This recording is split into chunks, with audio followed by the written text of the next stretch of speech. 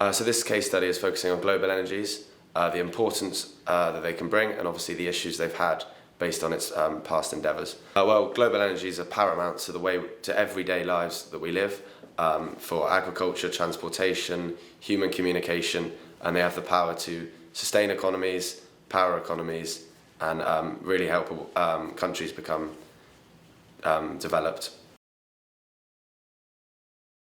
Global energies have become increasingly complex and have led to issues of geopolitics, economic issues, social issues, and conflict issues all around the world.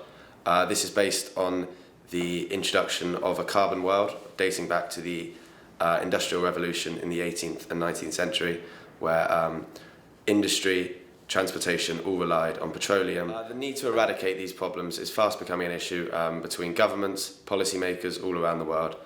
This is shown with the Paris Agreement, which was signed in 2015 between 196 parties.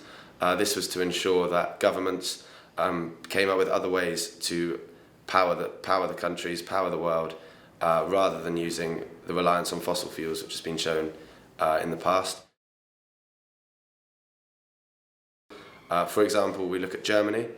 Germany have been at the forefront of renewables, and this was shown with the introduction of feed-in tariffs in 2000. This ensured that renewables were at a set price, meant that citizens could invest in themselves. This caused renewables to boom. For example, in 2007, 45% of world solar energy came from Germany, which is showing the impact that feed-in tariffs had on this.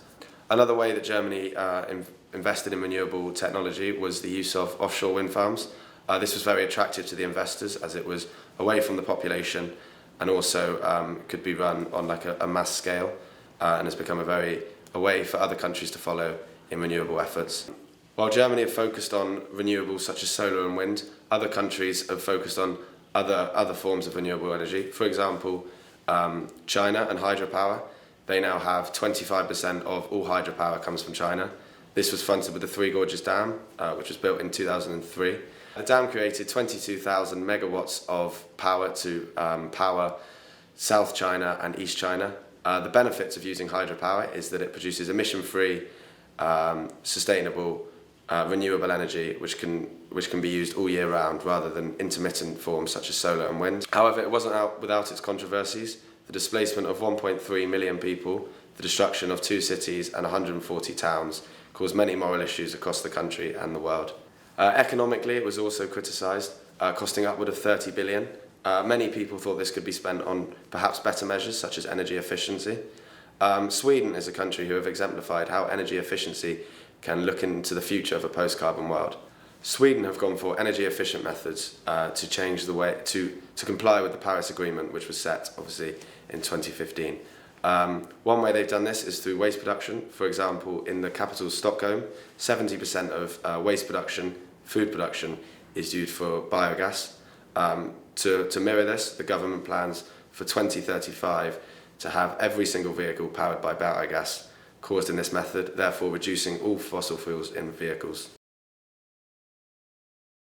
Historically, we've become embedded in a capitalist society where we focus wholly on fossil fuels to help us live. Currently, we're at a crossroads. We also have our old ways of living, of carbon, dominating by fossil fuels, petrol, coal, oil. However, we're looking forward to the future. For example, the Paris Agreement highlighted this, looking to more renewable terms of energy, as shown with Germany, Sweden, and China as methods that we can follow. However, there's still a massive reliance on fossil fuels, and it's still responsible for 80% of the global energy around the world.